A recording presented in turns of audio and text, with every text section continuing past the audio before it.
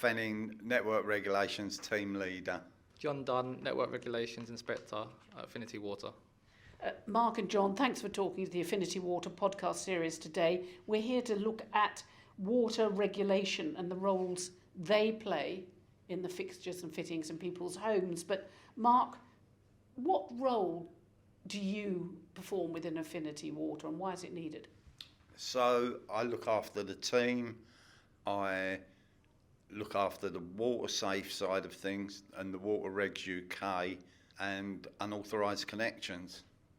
Yeah, so my main 9 to 5, we go out and take inspections of commercial places just to make sure that we can enforce regulations to make sure everything's up to compliance. Then you've got water quality inspections to make sure we're going out to domestic properties or commercial properties to make sure, if there's been any failures on any samples that we've taken, we find out what's caused the failures on the samples. Illegal use, unauthorised use, we go out to inspect them to find out if someone's using water they shouldn't be using. So what standards are there, Mark? You seem to know your roles, but most people would be quite surprised to hear that there are strict regulations about standards and fittings in the water industry. Yeah, there is strict standards and regulations. Obviously, we enforce the water fittings regulations, which is secondary legislation, which these were born out of the Water Industry Act, which are primary legislation. Are they quite, should we say, easy to comply with, strict? You know where you are? They are easy to comply with, although people, I think it's not having that knowledge about the regulations, which is where it falls down. I think, if they had the knowledge, then they would be a lot easier to enforce. Do you think that too, John, that people just don't know there are regulations in the water industry about fittings? Yes, exactly that. I mean, I had the benefit of being a plumber before I started working at Affinity, so I had that knowledge. But if you was just a normal person that had someone come into their property, or you owned a commercial business or whatever, and you paid for a plumber or a contractor to come in, you're not going to sit there and go through the rules and regulations of the water industry. You're preparing for a contractor to come in, they're going to know the rules and regulations and things like that. So, you don't expect the normal average person on the street to know. But it's just trying to find the best way to educate people. And the more and more stuff we can put out there, the better. Yeah, we have got very committed inspectors who are very professional. They educate the customer and advise the customer, and we will work with the customer to get any problems resolved. So the customer doesn't realise that perhaps something is poorly fitted until they see that their water's not clear and they want to say the water company is to blame, when in fact it's a change that's taken place in their home. Yeah, the normal go-to when you can tell whether it's sort of singular to the one property is normally if we have any issues with, the water supply, we normally knock on neighbours' doors or do testing at neighbours' properties or anywhere down that street, because once you've got the mains network coming in, normally feeds, could feed a whole road of houses either side. And if nothing going on in them properties, you normally know it's just a singular property, which is when we go in there, we do an inspection on the property, look through the plumbing system to find out if there's anything in there that doesn't sort of line up as it should. And then obviously, we just speak to the customer, explain to them, why we think this is what's causing it, what needs to be done to resolve it. And then a lot of the time it's sort of, sometimes it can be a process of elimination. Sometimes you go into a property, it could be sort of a multitude of things, but it's just, like I said, sometimes you've just got to narrow it down for the customer, put them in the right direction, and then that way it's better than them going out and getting a plumber in that's going to charge them, however much an hour to maybe find the issue, maybe not. And, if you get the wrong type of plumber, charge you for something that they haven't even got around to doing. Yeah, that's true. We've had a job just lately where someone had he said that he'd actually spent thousands trying to find the problem. Our inspector went in there and he found it the first thing he looked at, and that was the problem, yeah. And he was very pleased with the inspector going in and sorting that problem for them. Not actually sorting the problem, but finding that it was non-compliant at this point, so the installation was incorrect. So, why are standards needed and how easy are they to enforce?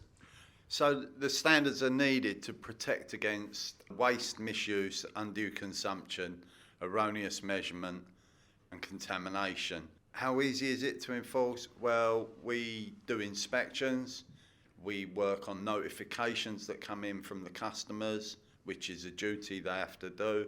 John, standards, do you go in sort of determined to enforce them? Are they necessary? Light touch or heavy touch?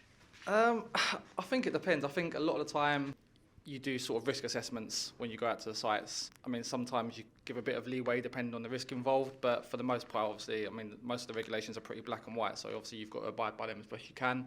But yeah, for the most part, the regulations are there for the customers, for the contractors, and everyone to read and go by. But yeah, if there's a few things that we can sort of look at that we might adjust in a certain way, but obviously we still have to make sure that we're maintaining the water quality and making sure there's no risk involved or less risk involved. But yeah, we do the best we can in certain situations with some of the stuff we come across, which is a variation of things. And Mark, what kind of situations do you come across? What goes wrong? What goes wrong? Well, when we find failures of the regulations, of the compliance, then the inspectors have to serve enforcement notices. They do get 2 chances, enforcement notice and then a final enforcement notice, where they have to put things right. Sometimes it takes a little bit extra help from maybe our level and maybe above me to push the customer to realise that it is law. A lot of them don't realise that it's law, that they have to comply with water fittings regulations, and they have got a responsibility to make sure that their plumbing's correctly installed. And am I right in assuming that the customer might come to Affinity Water and say, look, my water looks sandy, it's not clear, and they think that the water company is responsible? When you do some checks, perhaps you find that the plumber didn't do installation in their home properly, or they carried out some change which has made the water. You're nodding, John. Yeah, there's a certain situation where we come across quite often. There's certain sort of pressurised hot water cylinders, one make and model in particular, but we won't go into details, but sometimes if they're not installed in the correct way, I mean, you've got the instruction manuals that even then, sometimes you get the plumbers, they don't install them exactly how they're supposed to, and if there's a certain fitting that isn't put on there, it can lead to what looks like white sand to the customers. We've been out to customers' houses where they've literally looks like they've been down to the beach in Barbados or somewhere, and it's come back as pure white sand, when in reality what it is just limescale that's been sort of churned up into tiny little particles while it's inside the hot water cylinder.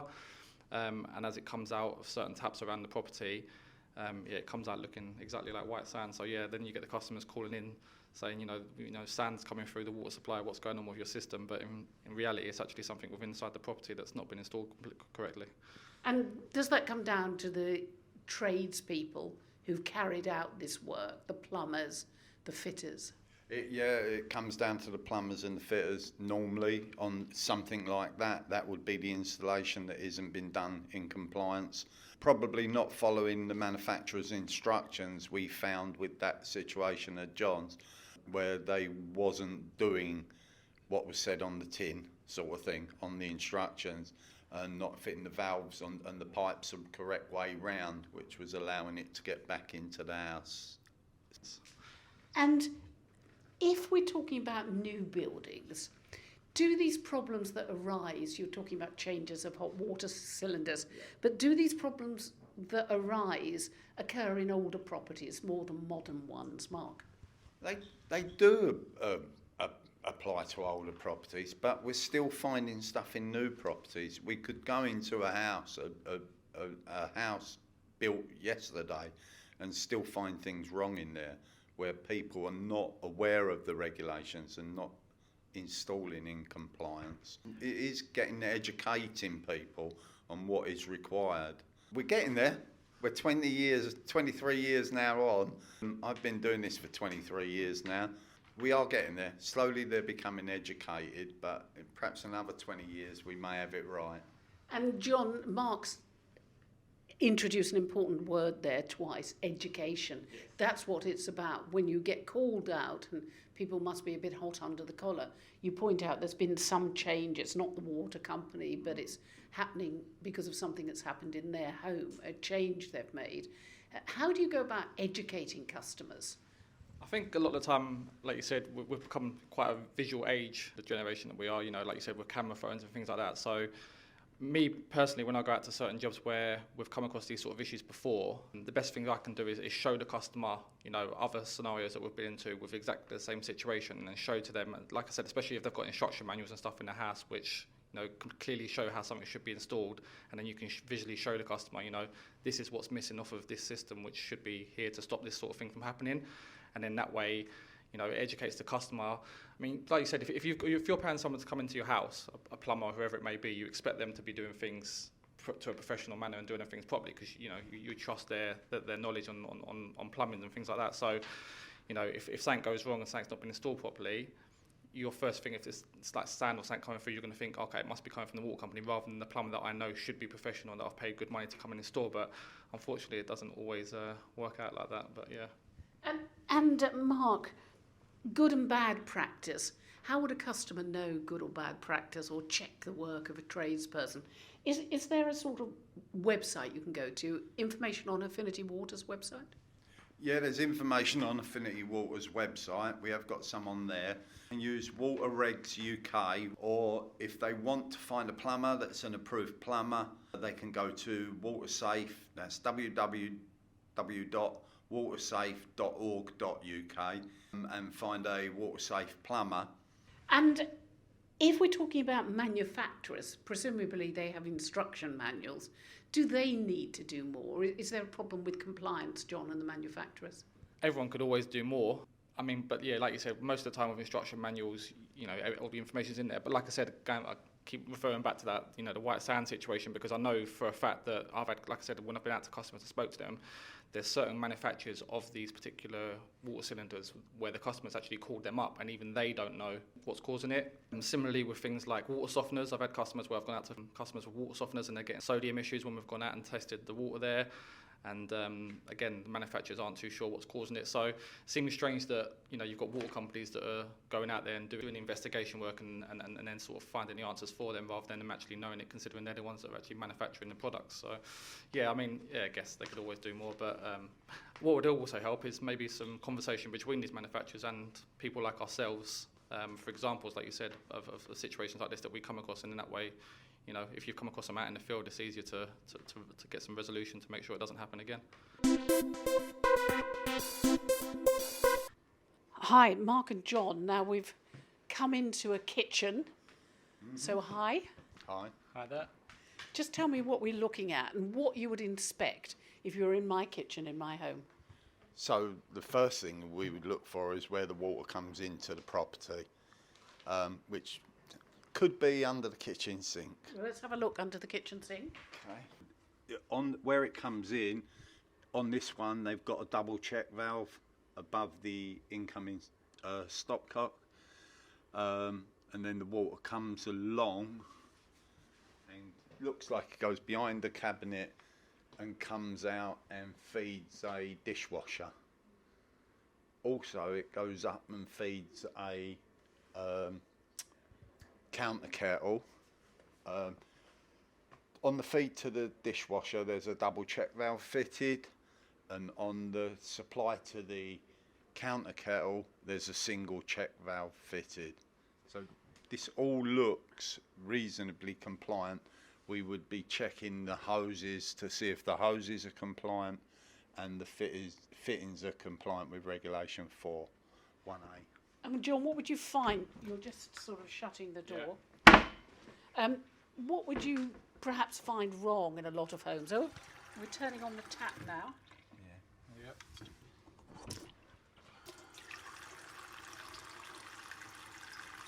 Right. So come on, John. This is a good kitchen. Yes. What about if we found a bad one? So, I mean, again, most of the kitchens you come into in people's properties are sort of similar sort of setup. So you'll have like a kitchen sink, a dishwasher, a washing machine. Like Mark was saying, the usual things you're looking for is for check valves to be on the washing machines and dishwashers. Any what they class as white good appliances.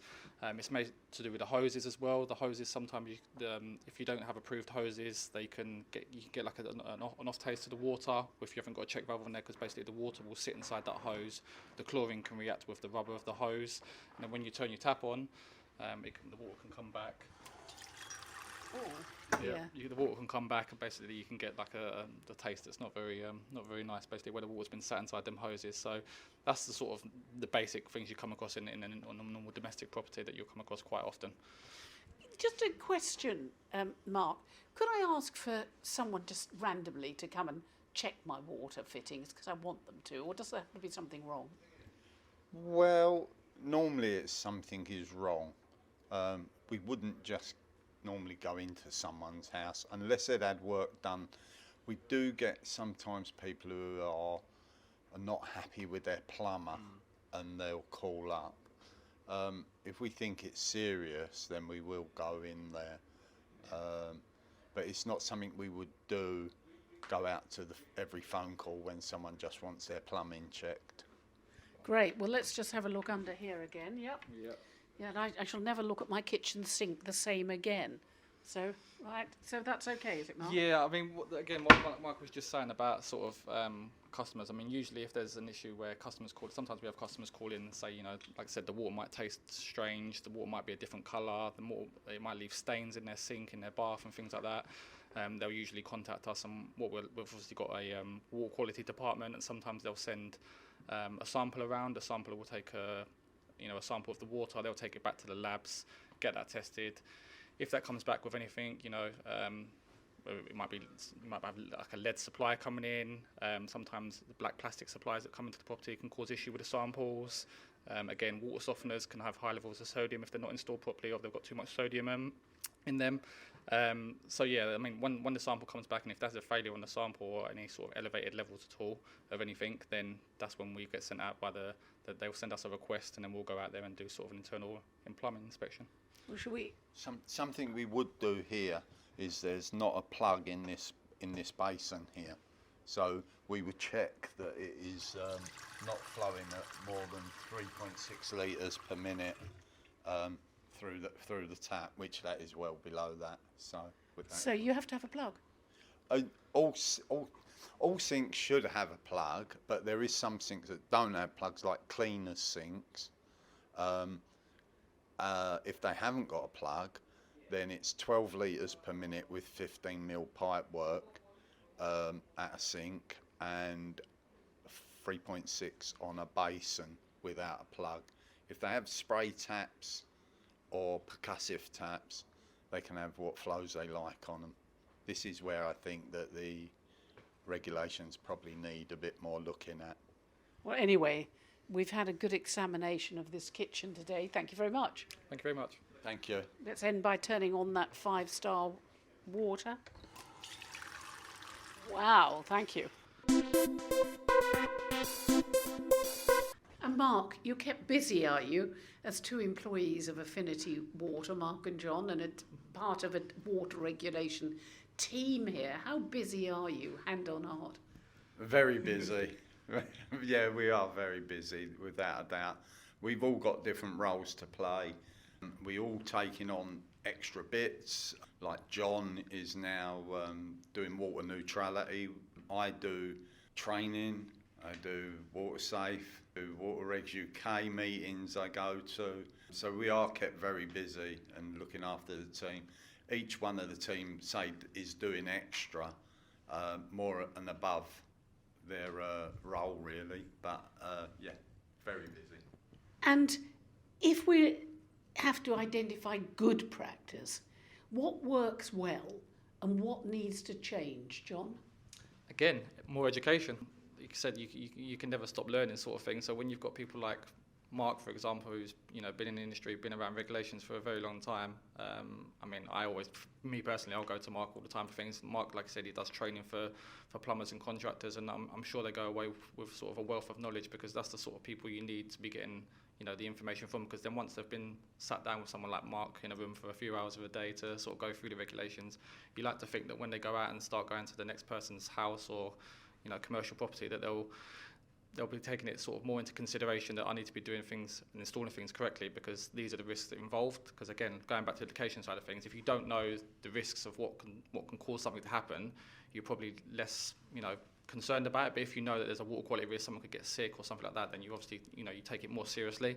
So yeah, again, just always goes back to the education side of things, and knowing as much as you can about the risks and everything that's involved. Because I think water's taken, like you look at gas and electricity, water's taken sort of a lot less risk when you think about it, because obviously you can't get electrocuted, gas blows up, whereas water doesn't. People don't take it as serious, but it's probably just as bad, if not worse, if something you drink and consume every single day. So.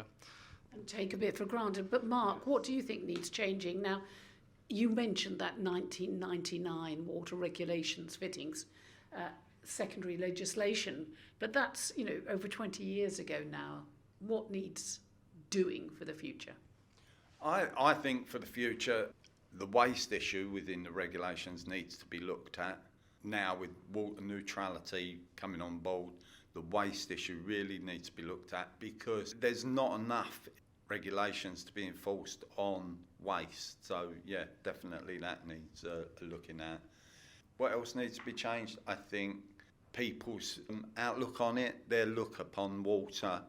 They've got to realise that this is a food source that is entering, it's like eating. You wouldn't eat in a one-star restaurant, would you, normally? But would you drink water, one-star water? No, you wouldn't, would you? So we want five-star water, which is what we produce, and that's how we want it kept. That's a nice way to end this podcast. But water neutrality, what you're talking about there, Mark, is consumer behaviour, isn't it? Oh yeah, definitely consumer behaviour. I think we can help, and the manufacturers can help with that. It needs an input from everybody, but people's behaviour definitely needs to change with regards to water. We can't carry on what we're doing with Olympic-sized paddling pools and showers with great big showers in every room that, every bedroom has an ensuite now. We've got to realise that water is a resource that we've got to look after. John, you're nodding there as now Mr. Water Neutrality at Affinity Water, but what do you mean by water neutrality? Consumer behaviour change, that seems to be the future. Yeah, like Mark was saying, it's I think more than ever now we've sort of started to realise that we can't just keep wasting water the way that, I say wasting water, I mean maybe using water more than what we need to. There's certain things around the houses now that people are installing to make sure that they're using less water, and they're becoming sort of more aware of that.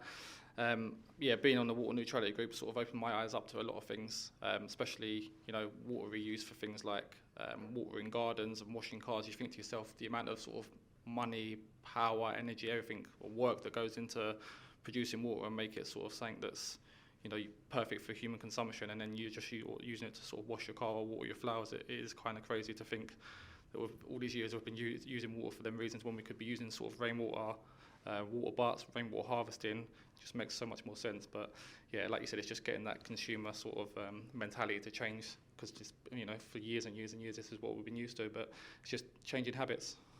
Hand on heart, will you go back to your jobs today and enjoy them, John?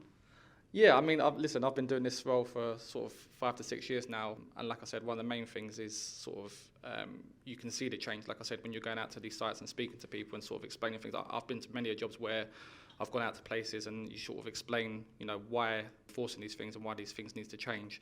And people, you sort of, when you leave site, that they've sort of taken it on board, because they say, next time I have a plumber in or a contractor in, now I know what I'm looking for. Now I know what I should be expecting for them. Again, going back to sort of the fact that you're paying for these people to come in because they're professionals, but sometimes you still need to be able to keep an eye on people just to make sure that they're abiding by all the rules and regulations as they should be.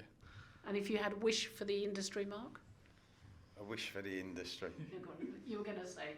I would say, agree with John. I think there is a buzzing at the end of the job, when you've got customers understood what's required and why you're enforcing it after sometimes they've not been too happy with us. When they realise why you're doing it and what it's for, there is a buzz at the end of the job that you're pleased that, and it is a good job. I mean, I love my job. I think all our team love their work, so I hope so. Well, that's a nice way to end this podcast. Mark and John, thank you very much indeed for talking to the Affinity Water podcast series today, looking at water regulations and fittings. Thank you. Thank you very much. Cheers. Thank you very much.